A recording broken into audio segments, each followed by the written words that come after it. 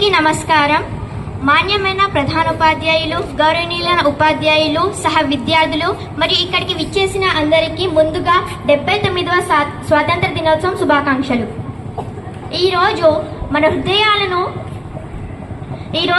హృదయాలను గర్వంతో నింపే రోజు, మన కన్నీళ్లను ఆనందంతో తడిపే రోజు, మన శిరస్సు వంచి త్యాగాలను గుర్తు చేసుకునే రోజు.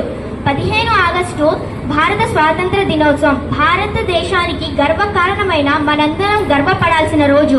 1947 ఆగస్టు 15న తెల్లవారుజామున మన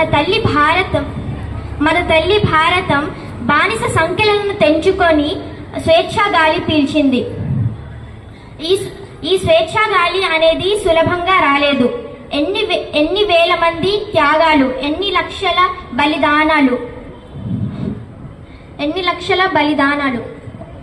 ఈ రోజున మనం ఈ స్వతంత్ర దినోత్సవాన్ని జరుపుకునేందుకు చాలా మంది అమరవీరులు తమ ప్రాణాలను మన కోసం త్యాగం చేశారు. మనకు ఈ స్వతంత్రం లభించినందున మనం